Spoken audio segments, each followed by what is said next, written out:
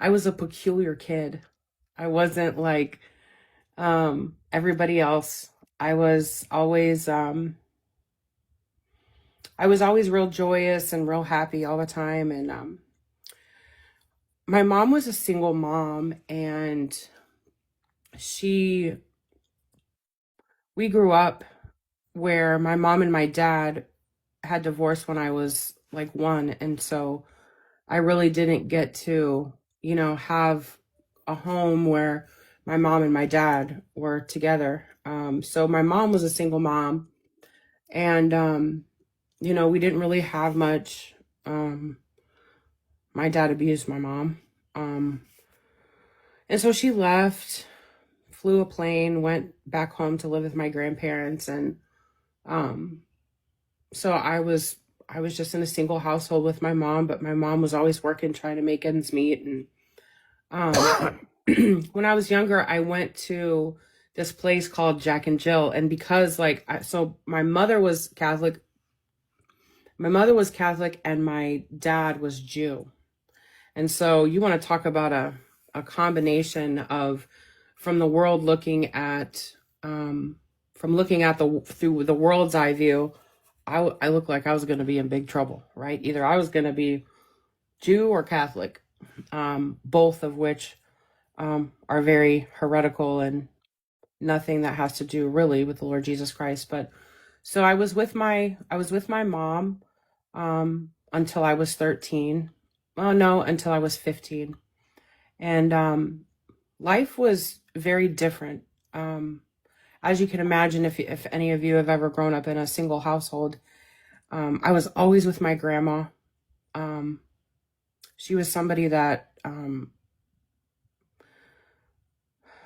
was just always with me. And so anyway, um, but with that being said, like we would live as a little girl, I would go to this daycare. It was called Jack and Jill Daycare, and I remember my mom tells me often, she's like, you know them old school like programs when you used to have you would stand in front of the class, and then they would you would sing about the Lord. And I don't know if y'all remember that song, but y'all remember that song was like, I may never march in the infantry, ride in the cavalry, shoot the artillery. I may never fly over the enemy, but I'm in the Lord's army. Yeah, y'all remember that song.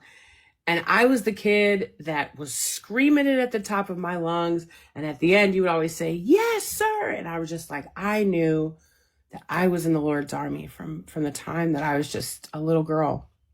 And I didn't know, like, the Lord in as intimate ways I do now, but I always knew that he was there. I always used to go to church with my grandma, and I used to go to choir practice and with her, and I was always going to church. I was always going to mass. And so I was really blessed to know who the Lord was from a little girl. Um, and I was always happy and joyful. Um, and then things changed. And so probably, so I was so my grandmother and my grandfather got a divorce. And sometimes when you're so indoctrinated, and this is what I think angers me so much about the Catholic faith on the outside, is that in the name of religion, people do things that are just not of God. Like, my grandfather cheated on my grandmother, and she was always just put in a position of, Tom, if you don't leave, you can just stay. But they didn't. And finally she got a divorce, and she met Larry. Well, Larry was my step grandfather, and he was one of those guys who he was so good to like everybody. Um, but what people didn't know is how sinister he really was. And so like it all started like when I was like 8. And every night that my grandma would go in the shower, he would come in to my bedroom. And the first thing that he would say, he would be like, "Hi, kid." Oh gosh, that just makes my skin crawl. And so he just started touching me, and it was so just sneaky the way that he did everything. And so this happened from the time I was like 8 till the time I was 12. And like, now that I'm older, like my aunt would tell me stories of like, one day, Megan, you just went in his barn and you just started hitting everything. And she's like, this was when I was adult. I probably learned this like 3 years ago. And she was like, you would just start hitting stuff, like, and we never knew like what was wrong with you. And finally one day, I'll never forget it, I was sitting in, my mom was cooking beef stroganoff with corn in the kitchen. And I was sitting at the table with her. And I was like, what do you do? I was like, Mom, is it okay for like, people to do things to you? And finally I had told her what happened, and she called my grandma on the phone. And, my grandma didn't believe me. And this was like a Catholic woman, and called the cops, and all of these things started happening. And, for somebody to take your innocence from you as a child, it does something to you. And I remember one day I was walking down the driveway of my grandmother's house, and it was just like this winding driveway, and it was like it was almost like a half a mile. It was so long, and it wound, and it ended up on this really big hill. And as I was standing there, something just came to me and was like, you're never going to have kids. And I thought about it for a moment, and now that I look back, I'll get to that. But anyway, so he was sentenced to jail. Like, one thing that I am so thankful for is like, when something happens to you like that, my mom blessed me so much, and just being there for me. And, we went to court. He got sentenced in a small town. And that time he was sentenced to 3 years, and my grandma had left him. And then he started to call saying that he was going to do all these things and commit, unaliving. And she ended up back with him. But the day that we went to court, she was sitting on his side. And I think that just crushed us all, because I was with her every single day. She was always taking care of me. And so I just kind of detached after that for a little while. And, the thing about it is, though, it's like when you're older and you kind of look back on things, you realize that in the midst of the things happening, like, God was still good, and it's like, so fast forwarding to that, I'm in my 20s. I meet my husband when I was 19. And my mom had, I'm all over the place. So my mom got married when I was 13. So right after he had gotten sentenced, and my brother and sister were born, and I have a twin brother and a twin sister, and they were my whole life. I was never one of those like jealous kids, that was like, oh, well, you have kids and you forget about me. I was never that type of sister. I was always that sister that was, my parents, my mom and my stepdad were building a house, and I was always taking care of them. And I taught them how to swim, and they were like my babies. And, and then things kind of like turned, like, I feel like I started to rebel a little bit. And my mom always had a way of like, she was very short-tempered at that time. And one day I had had enough, and I remember she was just kicking me down the hallway a little bit, just because I was probably doing something that I shouldn't have been doing. And I just turned my hand and I just smacked her. And I regretted it. But my mom sent me to my dad's when I was 16. And like, I was always I had a relationship with my dad, but it was just different. My dad's been married, like, let me see if he's in here real quick, maybe. No. So my dad's been married like 12 times. Like, I've been through a lot, like, with him, and he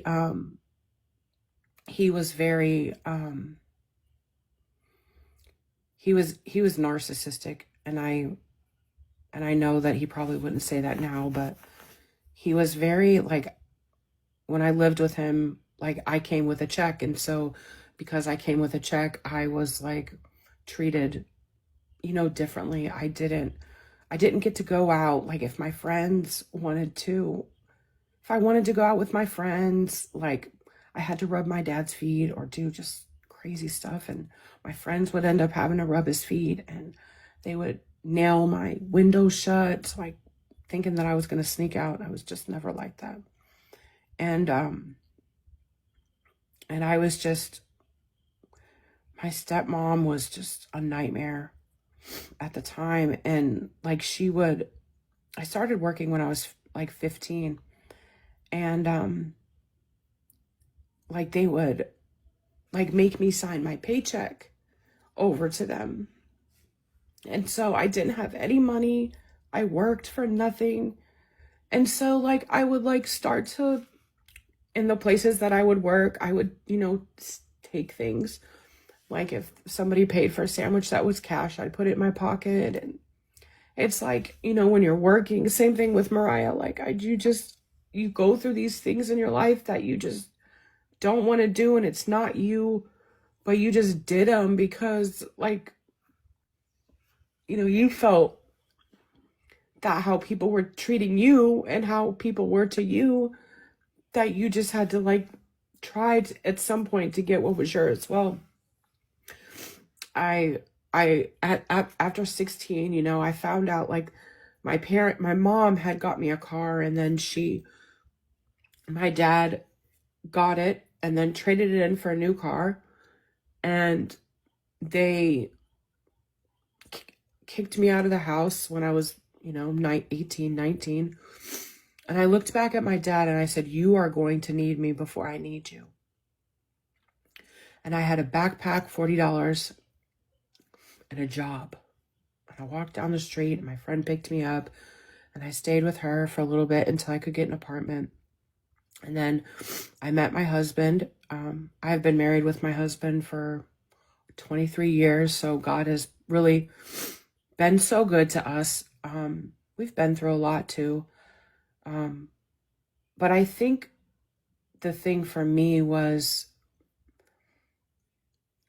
when I was, a really big pivotal moment for me was, like, when I was 26 years old. Like, I had dibbled and dabbled, I think everybody goes through the phase, well, maybe not, but I went through the phase of, smoking marijuana and doing all this stuff. And of course I quit when I was like 23. And then I got into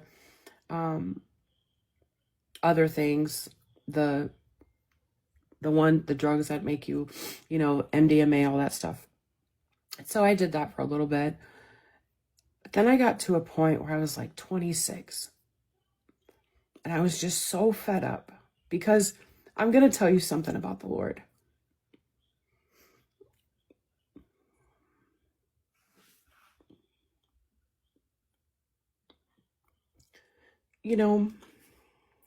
The Lord will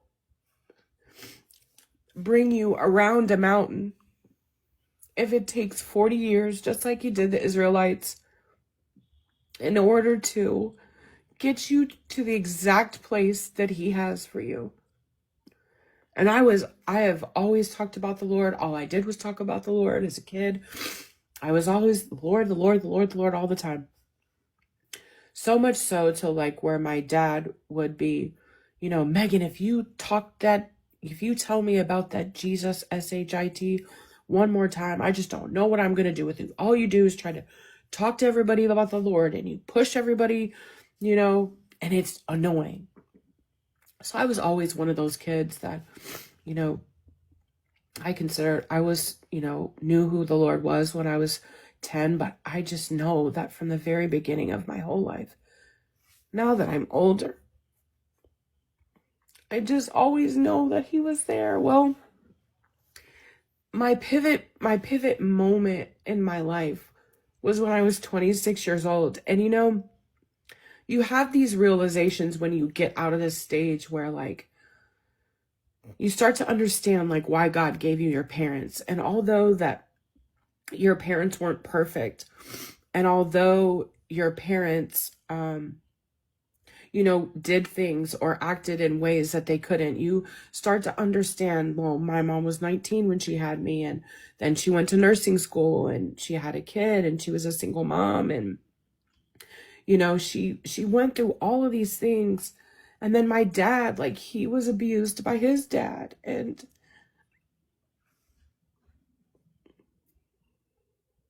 he was abused by his dad really bad. And so, like, when you get to these ages where you start to realize some things, you understand, like, why God gave you your parents. Like, in the midst of you growing up, you really don't understand, like, why God gave you your parents, or, like, why God does the things that he does. But I know why the Lord gave me mine. And it's just, my dad had 4 other kids. I mean, 3 other kids other than me. And nobody speaks to him to this day. Nobody talks to him. He's done some things, yes. But the thing that, I feel like the Lord gave me my dad because he knew that I would never leave him. And he knew that no matter who left him in his whole life, like whether he was abused or mistreated, he always had me, and I would never leave him. And you read in the Bible about honoring your parents, and it's like, no matter what your parents have put you through, or no matter what your parents have done in your life, or how hard they were on you, or whether they were verbally abusive or whatnot, when you get older, I remember sitting and having a conversation. You have a conversation with your parents and you kind of work out the things that you didn't understand. And then, like with my dad, I told him, I said, I just want to let you know that, like, you loved me the best way that you knew how. Like, even though, like, you've been through things and you've done things, like, you really have loved me the best way that you know how. And I know that, like, we don't realize, like, how much we impact our parents. And so when it comes to the Bible, I think that honoring your mother and father is such a wonderful gift, and the Lord promises that you'll have a long life. And I hold that to the Lord a lot. I'm always like, Lord, you always tell me that you told us that if we're good to our parents and we honor them, that you will give us a long life, Lord. And so I always talk about, just people just honoring their parents, because some people don't have their parents, some people may have lost their parents. But I've been so blessed to just have both of mine, and I just hold them in such honor and high regard. And so I hit 26. And so I noticed a pattern in my life where I remember praying and being like, Lord, why do the same things keep happening over and over and over again? And in my spirit, it's like, my child, if I have to walk you around this mountain for 40 years, I will do so. I am God. You are not. I am God.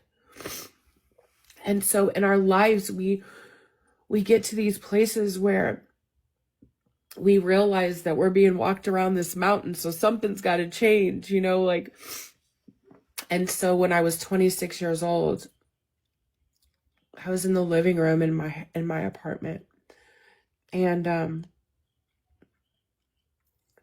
all of a sudden, it was just like, you need to call Larry. And I'm like, call Larry. And this was the guy that had abused me when I was a kid, right? So I pick up the phone and I call him. And I said, why, Lord? Like, why do you want me to call him? I don't understand. And all of a sudden, I just felt in my spirit, the Holy Spirit was like, I'm going to teach you how to forgive. It's not like the world forgives my child. It's like I do, and I'm going to show you how. And so I was like 28. I called him on the phone and I just lost it, of course. But at the end, I told him that I had forgiven him for what he had done to me. Well, lo and behold, my grandmother gets ovarian cancer. And I'm probably 28 at this time. And so me and my mom get in the car and we go drive 15 hours to go be with my grandma. She had 2 weeks left to live. Like, it was bad. Well, my grandmother was still married to the man that did this to me. And so I wanted to be with her and her last 2 weeks more than anything. And I was not going to let him take from me my last time to be with her. And so we didn't stay at a hotel. I literally stayed in the house with the man who did this to me for 2 weeks. I saw him every single day. And it's the same house with the same smells, you know, like when you have like traumatic things that happen to you in your life, all of these things start flooding back. And so you just remember smells and you remember where the furniture is. And like, I hadn't been to my grandma's house probably since that happened because it destroyed our family. And so I get there and he's there. And so we stayed down in the basement because she had a finished basement and he was there. We stayed with her for 2 weeks. And I'm going to tell you something about forgiveness. When it comes to forgiveness, the enemy will test you in that. In certain ways that we really don't expect. And so he started to ask really weird questions. Like, he would ask things like, where are the pictures of Margaret when she was a child? And it would just send me like to places. And I'm like, why is a grown man asking about my grandmother's baby pictures and what she was as a child? And so finally, I had had enough. And I told my mom and my aunt, I said, you guys need to go downstairs.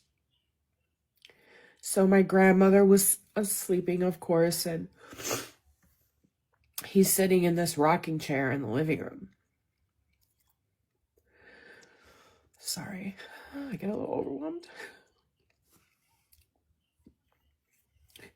And I walk up to him and I'm like, do you realize what you have done? I said, you have taken everything from me. I said, you have taken my family. We were so close before all this has ever happened. You have taken everything from me. You've taken my innocence. You've taken my family. I said, do you realize what you have done? And he was sitting there and he was like, Megan, you really don't know how much I have suffered. And I just lost my marbles. It was way more than that, but I'm giving you the gracious part. And so he sat there and he was like, you just don't realize how much I have suffered my entire life knowing what I did to you. And I'm like, I hope you don't ever forget it. And so it was like a couple of days later, and he just kept rubbing me the wrong way. But then I was just like, okay, Lord, you're going to have to get me through this. I said, I know that you have purpose in this, Father. And I ask, Lord God, that you just please show me and teach me and help me to understand what the whole purpose of this is, Lord. So my grandmother passes away. And we're all just heartbroken and we're all so sad.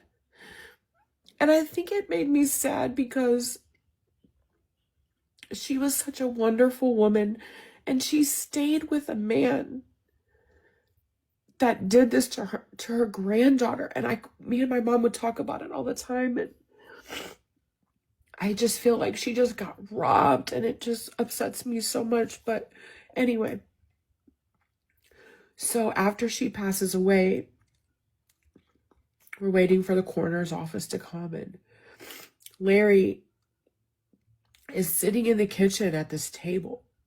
So like when you would walk into the living room, there was like a bar. And he was sitting there and he was crying. And I knew how bad that I had felt. But for that moment, I looked over at him and I was like, he misses her. He's sad. He really did love her. And whatever was, I know that the Lord was moving in me that day. And